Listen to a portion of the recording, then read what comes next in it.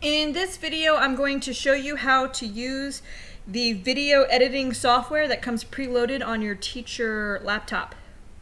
So first you go to the Start All Programs. We are looking for something called Power Director, and it's in the Cyberlink Media Suite. And there it is, Power Director version 10.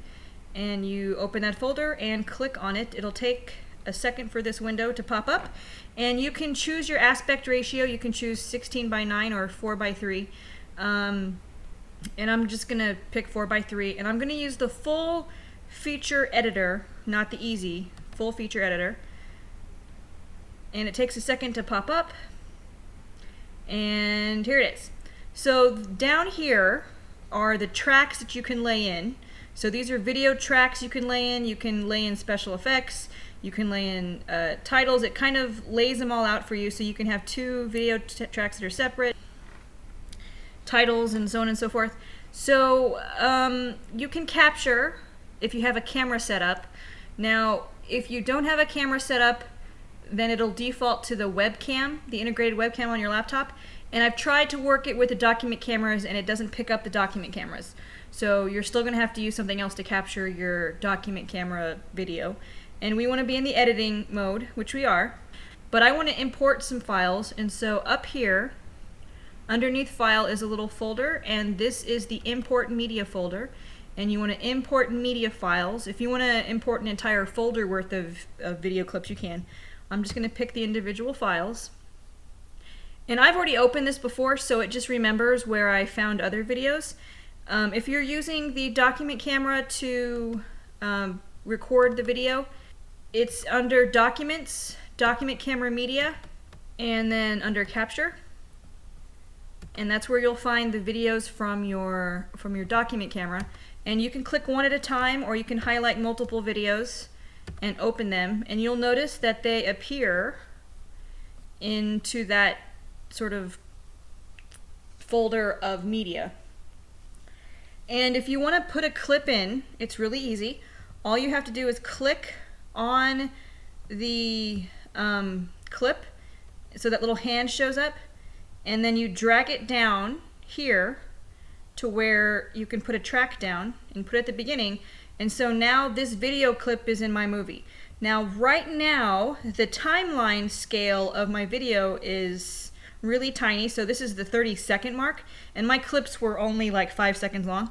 And so you'll notice when I have the cursor on this time bar, there are two arrows that go on either side. So if you click on it and drag, can change the scale so that you can manipulate the clip better.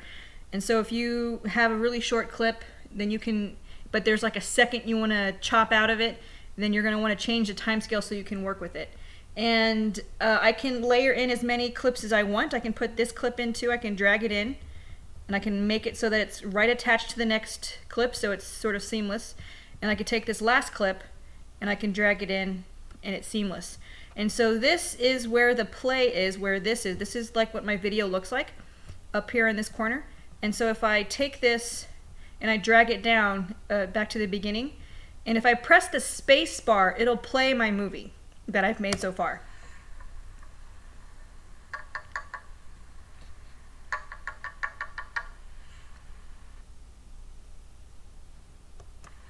And it just played that clip because I had that clip highlighted. But if I don't have anything highlighted, like notice how nothing here is highlighted, when I press spacebar now, it'll play the entire movie.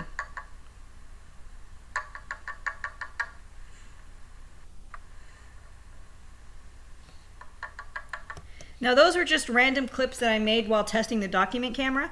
One of the good things about this program is that you'll see over here in this first set of tracks, you'll see a little square for video and a little square for audio. And the audio recorded on these videos is just like me tapping this little bitty cube across the screen. So if I want to cut the audio out, all I have to do is deselect it. So now when I play, there's no sound whatsoever on that track, right? It's just the video. And I can record sound over it very easily also. So if I just wanted to have the image, but I want to do a separate audio track, then you'll see this microphone right here. It'll allow you to do voiceover. So make sure you have your starter at the beginning when you want to do your voiceover, and then you click on this microphone, and it'll start recording as soon as you press this button. You can, of course, change the device or whatever. It'll default to your mic on your laptop, which is actually a pretty good mic for a laptop. So if you press record, then right now, what's happening is an audio track is being laid over the video that I have, and it's recording. You'll see down here there's a little bar that's recording, and if I want to stop recording, I press stop, and then it takes a second to think because it has to put it into the video. And now right here is the new audio track. So if I go back to the beginning and I press spacebar to play, then right now what's happening is and that's the new audio track that's been laid over the video. So that's a cool feature. Now this section here is for special effects. You'll notice that this matches this. So you can add weird special effects to your video. I don't really want to do that. And then you can add a second layer of video track because maybe you want this track to not have audio, but then later on you add another clip where you do want the audio. Then you can just, you know, add it into the second track and turn its audio on. And then there's the title track down here, and here's the title track. Unfortunately, this version of Power Director does not have very good title tracks. And I think you have to pay for new ones. That's the one downside, is as far as I can tell, they're all this like 4-leaf clover kind of track, and you can pick which one of these 4 you like. And what a title is, it's like the title of a movie. So like opening, titles, and here this is actually like end credits. So if you open it, it's like end credits of your movie. And this is like opening, title sequence, right? And then you can put like starring this person, and then also starring that person. Now if you are a big fan of the 4-leaf clover, then all you have to do to put it on there is just click it and drag it to where you want it. So if you want it at the very beginning, then you can click it and drag it at the beginning. And if you want to move these clips around, it's also very easy. I'm going to shorten the time span here so I can move them easier. So if you just want to move the clip, you just click on it, make sure it's highlighted in blue, and you see my cursor change to a little hand. And so if I click and drag, I can move the clip wherever I need it to go. So if I need to insert pictures or whatever in there, I can. And that's under this thing here, the media room is what they call it. And if I wanted to insert a picture, I can just, probably not the 3D one, I can just put a picture in there, and it'll have that picture. I can insert it right there, and I can change the length. See that little, when I put the cursor on the end, you see how there's a little double bar arrow, like arrows going in 2 directions? That allows me to change the length.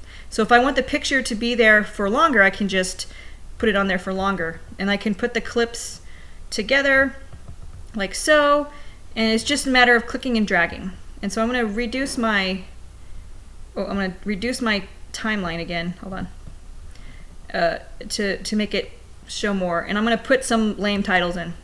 So once again, I'm just going to click and drag it in there into the beginning, and right now there's some overlap which I don't like, so I'm just going to go ahead and sort of click and drag this stuff over so that my titles will fit in the beginning, and it's just a matter of clicking and dragging. So let me go back and put that in there. Oh, I can put the titles here. There you go. So my titles are there because that's the title track. You see the little T? That's the track you're supposed to put it in. And then I can put my picture over there, put my picture over there, scooch this, ding. And so right now I have some title. Now if I want to edit the title, I have to click on it. Oh, right click it, edit title. Sorry, my bad. New to this program. So right click it, edit title, and it'll open up this window. And then you can change whatever you want. So like your title can be like, this is a test, and in memory you treasure here. Just double click on that text box, and I'm going to delete all this text, and I'm going to say, I don't like this background. Now I've tried to change the background image, but it wouldn't let me. You can change the text and font, but I tried to, if you click on this, it doesn't let you do that. So you're stuck with this title. And so now if I play my movie, from the beginning by pressing spacebar. Then right now, what's happening is an audio track is being laid over the video that I have, and it's now this audio track is obviously in the wrong spot, so I can just click and drag the audio and then go back and play, and you'll notice what the title looks like. Over here in this corner, this is my movie so far. There are my lame titles, and seriously, we gotta download some more better titles. And then here's my video. Oh, oops, sorry. If this is highlighted, it won't show the whole movie. You have to make sure that this thing is not highlighted and that nothing is highlighted, and then it'll play the whole movie. And so then I play, and there's my movie.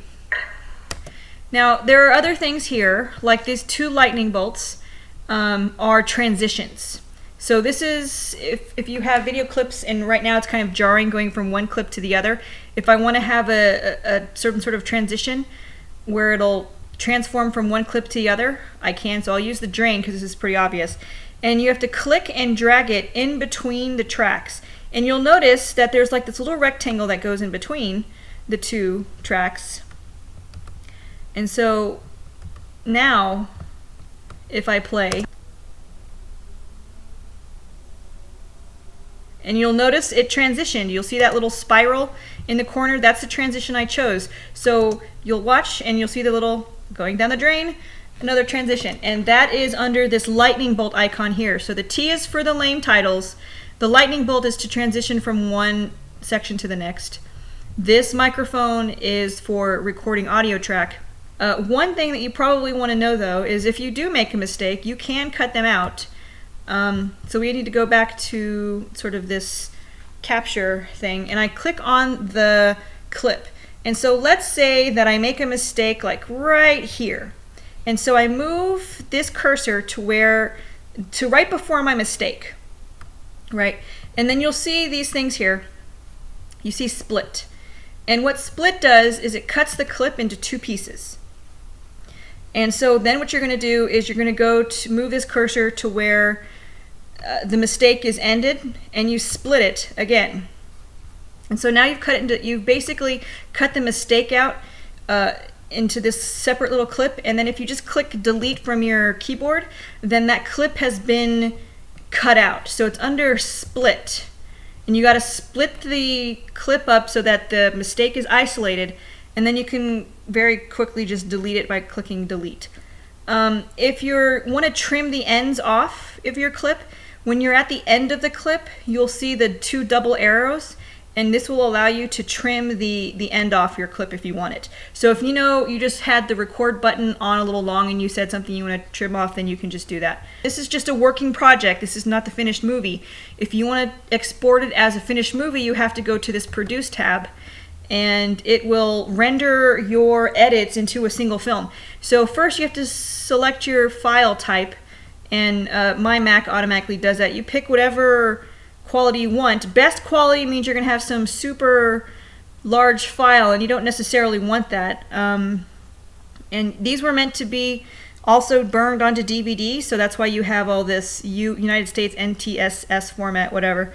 You don't really need to do that. And fast-fit, okay, I'm just going to, everything else I'm going to default, and I'm going to click select, and it is producing my movie. So it's making my video right now. So now the only hard part is you have to find that file, which is not really hard, because if you look here, it'll tell you where it is outputting to.